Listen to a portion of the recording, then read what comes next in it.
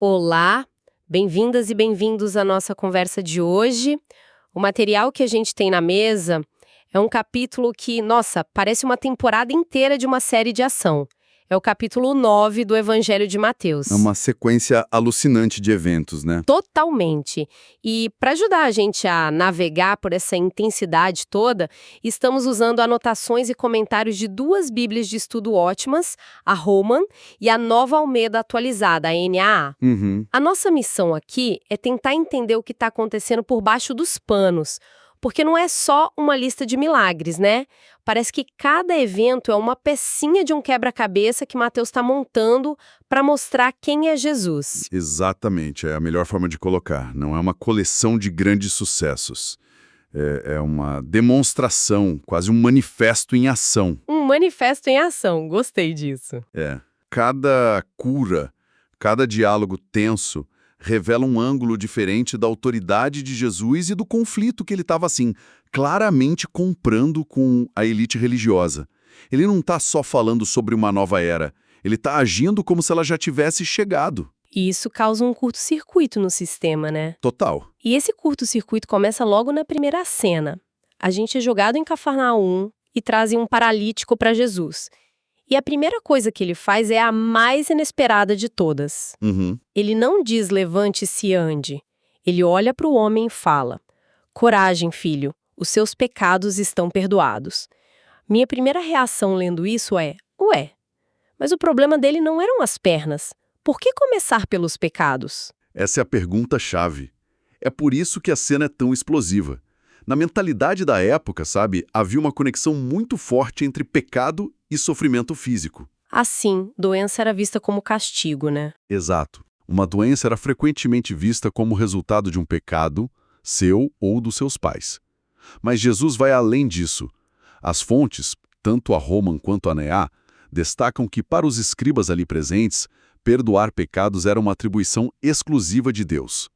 Ponto. Só Deus podia fazer isso. Só Deus. Ao dizer isso, Jesus não está só confortando o homem, ele está se colocando no lugar de Deus. E do ponto de vista deles, aquilo é Uma blasfêmia. clara e direta. Ah, entendi. Então ele está forçando uma confrontação teológica desde o primeiro segundo, e o que eu acho genial é como ele lida com a acusação silenciosa deles. Ele lê os pensamentos da galera e, em vez de se defender, ele joga um desafio de volta. É uma pergunta retórica brilhante. O que é mais fácil dizer? Seus pecados estão perdoados ou levante-se e ande? Pensa bem. Na prática, dizer seus pecados estão perdoados é fácil. São só palavras, né? Ninguém pode verificar se aconteceu ou não. É uma afirmação invisível. Verdade. Mas dizer, levante-se e ande para um paralítico, bom, o resultado é imediato. É visível para todo mundo. Ou funciona ou não funciona. Não tem meio termo. Não tem. Então o que Jesus faz é genial. Ele usa a cura física, o milagre visível e inegável, como prova de que ele tem autoridade para fazer o ato invisível e divino. A cura das pernas se torna a validação da cura da alma. E funciona. O homem se levanta. Mas a reação da multidão é algo que me deixou pensando. O texto diz que eles glorificaram a Deus por ter dado tal autoridade aos homens. Aos homens, no plural. Boa observação. O que isso quer dizer? Eles entenderam o que Jesus estava reivindicando? Provavelmente não em sua totalidade. É mais provável que eles não tenham captado a profundidade da declaração de divindade de Jesus, sabe? Entendi. Mas eles viram algo que nunca tinham visto. Um ser humano agindo com um poder que, assim, claramente vinha de Deus. Eles reconheceram a autoridade divina em ação, mesmo sem ter as categorias teológicas para definir exatamente quem era a fonte. Ok, então ele acaba de fazer essa afirmação gigantesca de autoridade divina. O que ele faz depois? Ele vai para o templo debater? Não! Ele dobra a aposta na controvérsia. É impressionante, né? Ele vai na direção oposta. Direto para a coletoria de impostos e chama um cara chamado Mateus. As fontes ressaltam que isso era o equivalente a ir no lugar mais mal visto da cidade e escolher o cara mais odiado para ser do seu time. Exatamente. Coletores de impostos eram párias. E por duas razões. Primeiro, a óbvia. Eles eram conhecidos por extorquir o povo, cobrando a mais para encher os próprios bolsos, símbolo da corrupção. E a segunda? E a segunda, talvez pior, eles trabalhavam para Roma. Eram vistos como traidores, judeus colaborando com o poder opressor. E Jesus não só chama um deles, Como vai jantar na casa dele? e a mesa cheia de outros publicanos e pecadores. Para os fariseus era um escândalo. Era como ver um líder espiritual saindo para jantar com a máfia e traidores da pátria, sabe? Faz sentido. E claro que eles reclamam. Eles chegam nos discípulos e perguntam: por que o mestre de vocês come com essa gente? Uhum. E a resposta de Jesus é uma daquelas frases que definem tudo. Não vim para chamar os justos, mas os pecadores. Ele está basicamente dizendo: vocês não entenderam nada sobre a minha missão. É uma declaração de propósito. Ele está invertendo a lógica religiosa da época.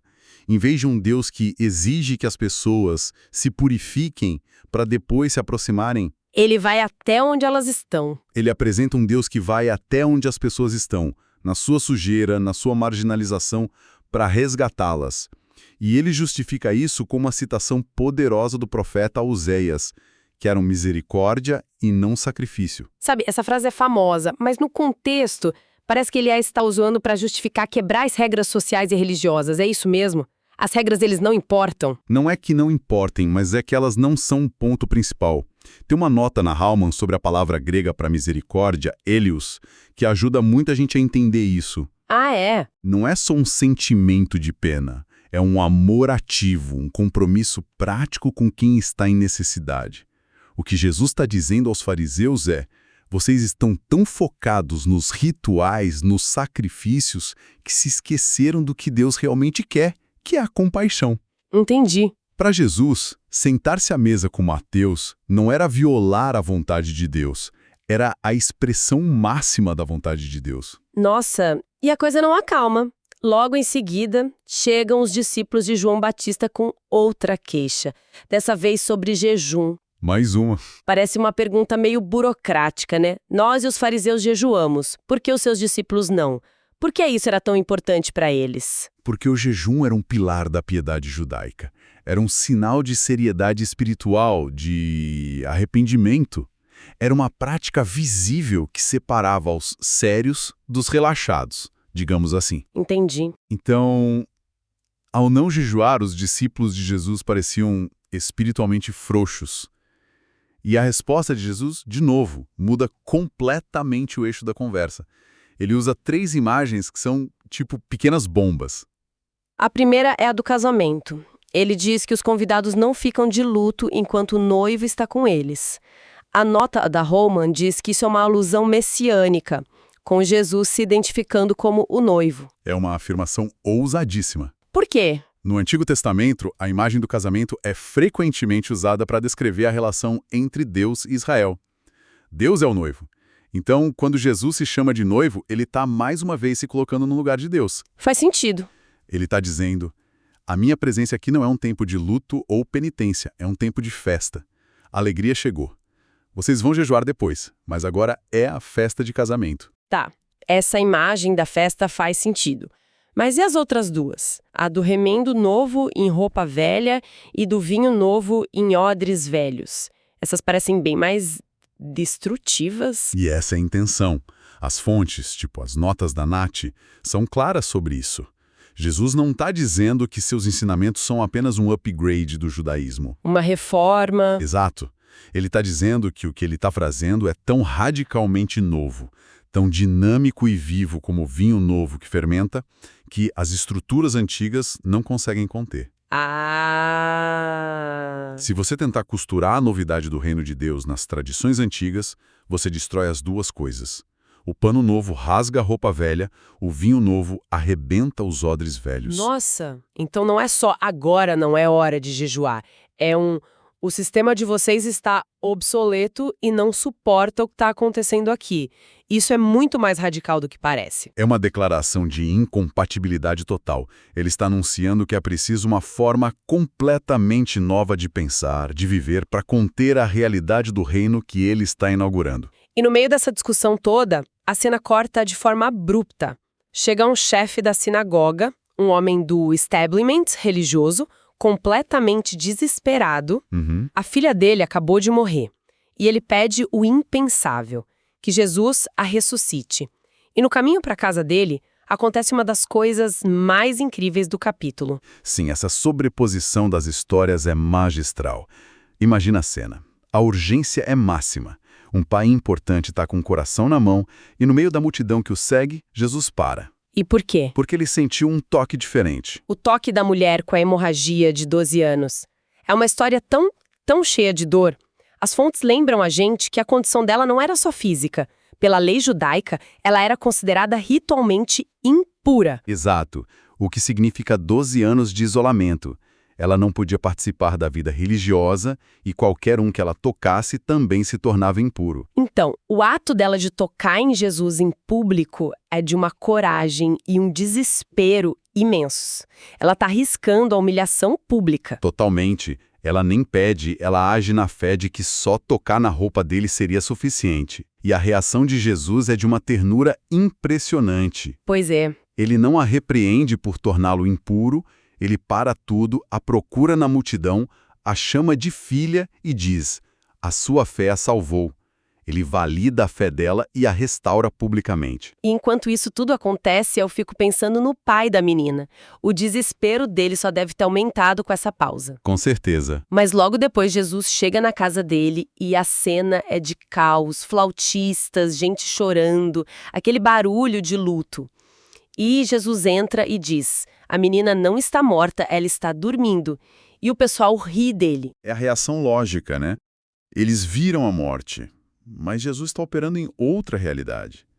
Ele entra, pega a menina pela mão e ela se levanta. Fim.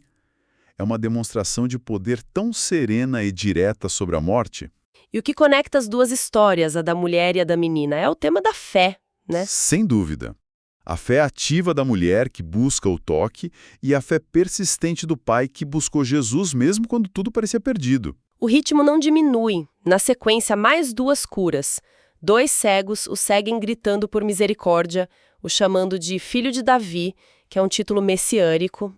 E, de novo, Jesus conecta a cura diretamente à fé deles. Vocês creem que eu posso fazer isso? Eles dizem que sim e eles os curam. E logo em seguida, trazem um homem mudo que estava possuído por um demônio. Jesus expulsa o demônio e o homem fala. É aqui que o contraste nas reações chega ao seu ponto máximo. De um lado, a multidão. Maravilhada, dizendo, nunca se viu nada igual em Israel. Eles estão assim, de queixo caído com o poder. E do outro lado, os fariseus. Eles veem a mesma coisa, o mesmo milagre, e a conclusão deles é a mais sombria possível. Impressionante, né? É pelo príncipe dos demônios que ele expulsa os demônios. Como é que pode a mesma evidência e duas reações completamente opostas? Isso diz muito sobre como a ideologia pode cegar as pessoas, sabe? Para a multidão, a evidência fala por si. Para os fariseus, o poder de Jesus era inegável, mas como nos encaixava na teologia deles e ameaçava a autoridade deles... A única explicação tinha que ser demoníaca. Exato. É uma rejeição total. Mostra como o coração deles estava se endurecendo cada vez mais, na mesma proporção em que a divindade de Jesus se tornava mais evidente. E depois dessa maratona toda, o capítulo termina com um resumo que amarra tudo. Mateus diz que Jesus viajava por toda parte, ensinando, curando, e aí vem a frase-chave. Ao ver as multidões, ele teve compaixão delas. Por quê? Porque estavam aflitas e exaustas como ovelhas sem pastor. E essa compaixão é o motor de tudo. As fontes enfatizam que a palavra grega aqui não é uma pena superficial, é uma emoção visceral, algo que mexe com as entranhas, sabe? Entendi. Essa angústia profunda pela condição humana que o leva a fazer tudo que a gente viu no capítulo. Perdoar, curar, incluir os marginalizados, confrontar a morte. E é essa mesma compaixão que o faz olhar para os discípulos e dizer a famosa frase. A seara é grande, mas os trabalhadores são poucos. Exato. Ele vê aquela necessidade toda não como um problema, mas como uma colheita pronta. E a instrução final dele no capítulo não é uma demonstração de poder, mas um pedido. Peçam ao Senhor da seara que mande trabalhadores para sua seara. E esse é um ponto fascinante. A nota da Holman observa que, ao se chamar de Senhor da Seara, Jesus está mais uma vez usando um título do Antigo Testamento para Deus. É a última afirmação sutil de sua divindade no capítulo. Ele é o dono da colheita. Ele é o dono. Mas, como você disse, ele não fala, deixa comigo, eu dou conta de tudo sozinho. Ele convoca os seus seguidores a participarem da missão, começando com a oração. Ele transforma a necessidade avassaladora em uma responsabilidade compartilhada. Então, recapitulando, este capítulo é uma construção incrível. Ele estabelece a autoridade de Jesus sobre tudo: pecado, doença, morte, forças espirituais. E, ao mesmo tempo, revela que o coração por trás dessa autoridade toda não é poder pelo poder, Não mesmo. mas uma compaixão profunda pelos que sofrem, pelos que estão perdidos. Ele é o pastor que as ovelhas não tinham. Exatamente. E isso nos leva a uma reflexão final, quase um paradoxo. O capítulo inteiro é uma demonstração de um poder avassalador, uma autoridade que parece capaz de resolver qualquer problema. No entanto, o clímax não é uma declaração de autossuficiência. É um apelo por ajuda. É um apelo por ajuda. Orem por mais trabalhadores. Isso levanta uma pergunta interessante para a gente. Se o poder era tão ilimitado e a necessidade tão grande, por que a solução que ele apresenta envolve necessariamente a participação humana? O que isso nos diz sobre a natureza do trabalho que ele veio fazer e como ele queria que esse trabalho continuasse no mundo?